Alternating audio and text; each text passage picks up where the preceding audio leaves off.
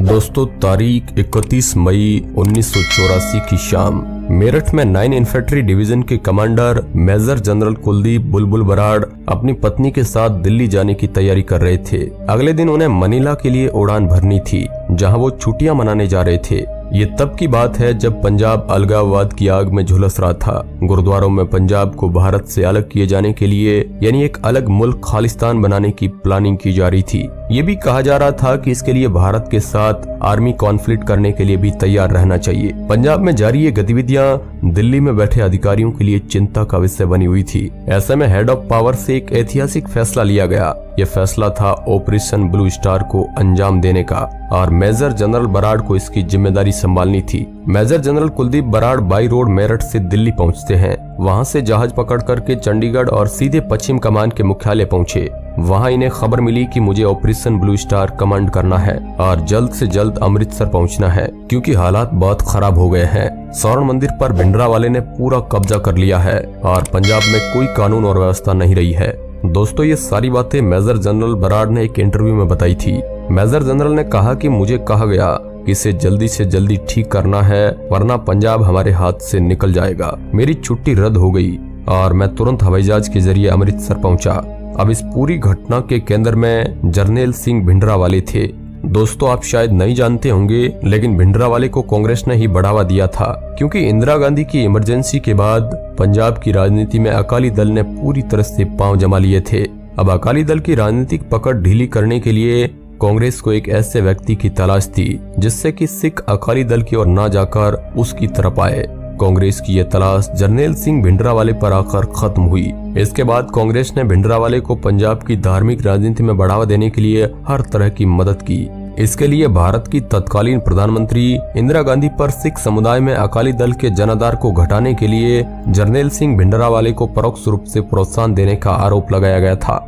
इसके बाद भिंडरावाले विवादास्पद मुद्दों पर भड़काऊ भाषण देने लगे और धीरे धीरे उन्होंने केंद्र सरकार को भी निशाना बनाना शुरू कर दिया। इनके भाषणों की वजह से पंजाब में हिंसा की घटनाएं बढ़ने लगी। साल 1981 में पंजाब केसरी अखबार ने अपने लेखों में लिखा कि पंजाब में रहने वाले हिंदू हिंदी को अपनी मातृभाषा बताए, न कि पंजाबी को, जिस कारण भिंडरावाला समर्थकों ने पंजाब केसरी के मालिक लाला जगत नारायण की हत्या कर दी। इस मामले में भिंडरावाले को पुलिस ने गिरफ्तार कर लिया, लेकिन राज्य में गिरफ्तारी के विरोध में हिंसा शुरू होने के कारण कुछ दिन बाद भिंडरावाले को छोड़ दिया गया। लेकिन इस घटना के बाद भिंडरावाले का कद अचानक से सिख राजनीति में बहुत बढ़ गया था। इस घटना के बाद उनके कट्टर अनुयायियों की संख्या में भी तेजी से बढ़ोतरी हुई और फिर 1982 में भिंडरावाले और अकाली दल दोनों एक साथ हो गए और इन्होंने मिलकर सरकार के खिलाफ आंदोलन छेड़ दिया। ऐसे में जब भिंडरावाले कांग्रेस के हाथ से निकल गए तो सत्ता पर काबिज कांग्रेस सरकार ने इस आंदोलन को रोकने की पुरजोर कोशिश की। इस दौरान तकरीबन 100 लोगों की जान चली गई।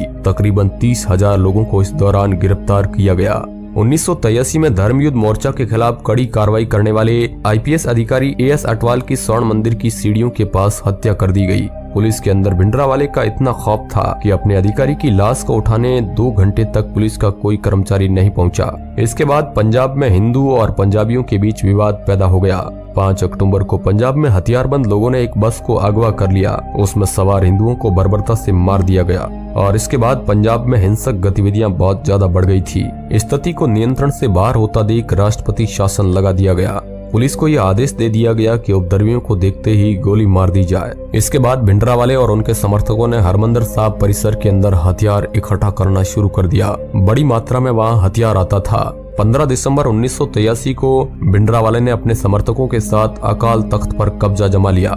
फिर अगले कुछ महीनों में धीरे धीरे मंदिर परिसर की किलेबंदी शुरू होती है। पंजाब में इस तरह के हालात होने के बाद दिल्ली में खलबली मची हुई थी। मई 1984 में इंदिरा गांधी को यकीन होने लगा था कि इस आतंक को खत्म करने के लिए अब सीधा टकराव ही रास्ता है। इंदिरा गांधी ने भिंडरावाले के सामने बातचीत का भी प्रस्ताव रखा, लेकिन उन्होंने खारिज कर दिया। सरकार ने गोल्डन टेम्पल की घेराबंदी की योजना बनाई। हिंदुओं और सिखों के बीच झड़प और गुरुद्वारों पर हमलों को बढ़ता देख 1 जून 1984 को पूरे पंजाब में कर्फ्यू लगा दिया गया। ऑपरेशन ब्लू स्टार से पहले 5 महीनों में तकरीबन 300 लोगों की जान चली गई थी। ऐसे में भारत सरकार ने बड़ा कदम उठाने से पहले पंजाब में आने जाने पर पाबंदी लगा दी। एक तरफ सेना देश भर से अमृतसर में इकट्ठी हो रही थी। ऐसा लग रहा था कि कुछ बड़ा होने वाला है।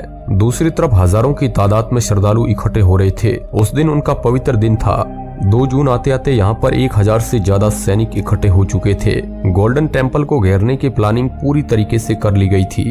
किसी को भी बाहर निकलने की इजाजत नहीं थी। मंदिर में रणभूमि जैसे हालात हो गए थे। हालात को ज्यादा सीरियस देख पंजाब को बाकी राज्यों से काट दिया गया। ट्रेनें पूरी तरीके से बंद कर दी गई। वायु और सड़क मार्ग भी बंद कर दिए गए। किसी भी तरह के संदेश भेजने पर पाबंदी लगा दी गई। सारा नियंत्रण सेना और अर्धसैनिक बलों ने अपने अंडर में ले लिया। 5 जून के करीब पुलिस की गाड़ियों में भरकर पत्रकारों को भी अमृतसर से बाहर कर दिया गया और अब इंदिरा गांधी ने ब्लू स्टार ऑपरेशन को अंजाम देने की पूरी तैयारी कर ली थी। इस ऑपरेशन को लीड कर रहे थे मेजर बराड़। मेजर बराड़ ने कहा कि 5 तारीख की सुबह 4:30 बजे मैं हर एक बटालियन के पास गया और उनके जवानों से करीब आधे घंटे बात की।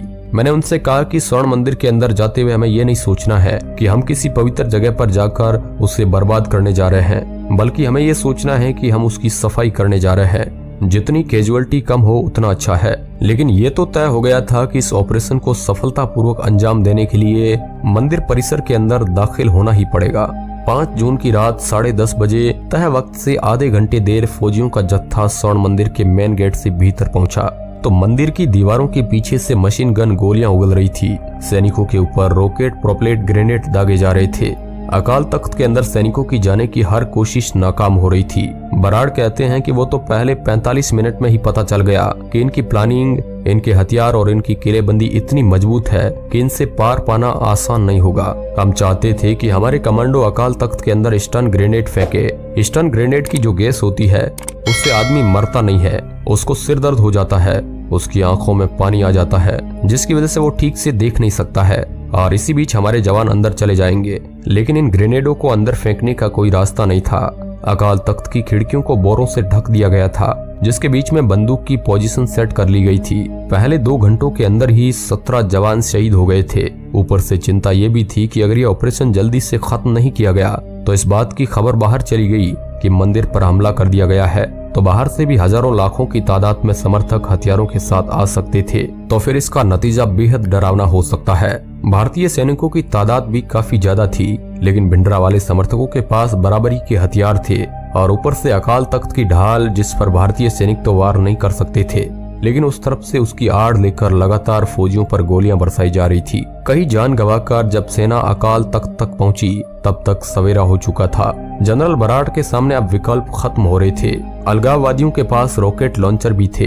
पहले सैनिकों की ये कोशिश थी कि कैसे भी करके जवानों को अकाल तख्त के नजदीक पहुंचना है, लेकिन सेना को ये पता नहीं था कि उनके पास रॉकेट लॉन्चर्स हैं। उन्होंने रॉकेट लॉन्चर फायर कर एपीसी को उड़ा दिया। जिस तरह से चारों तरफ चल रही गोलियों से भारतीय जवान धराशायी हो रहे थे, इस सिचुएशन को देख जनरल बराड़ को मजबूत होकर टैंकों की मांग करनी पड़ी। टैंकों को तब बुलाया गया जब सैनिकों ने देखा कि हम अकाल तख्त के नजदीक तक भी नहीं पहुंच पा रहे हैं। हमें डर था कि सुबह होते ही हजारों लोग आ जाएंगे, चारों तरफ से फौज को घेर लेंगे। फिर सेना ने एक फैसला लिया। सुबह 7:30 बजे 3 टैंकों ने धनाधन गोला बरसाते हुए अकाल तख्त की दीवार ढा दी। फिर ग्रेनेड और गैस के गोले बरसाते हुए जवान भीतर दाखिल हो गए। करीब 12.5 घंटे में ऑपरेशन खत्म हो चुका था। बाद में जब रिटायर्ड जनरल जगजीत सिंह अरोड़ा ने स्वर्ण मंदिर का दौरा किया तो उन्होंने पाया कि भारतीय टैंकों ने अकाल तख्त पर कम से कम 80 गोले बरसाए थे। इसके बाद करीब 30-40 लोगों ने दौड़ लगाई बाहर निकलने के लिए और फिर फायरिंग भी बंद हो गई। फिर जवानों को कहा गया कि अंदर जाकर तलाशी लो। तब जाके पता चला कि भिंडरावाले की हमले में मौत हो गई है और इसके बाद सबने राहत की सांस ली। सब खत्म हो गया था।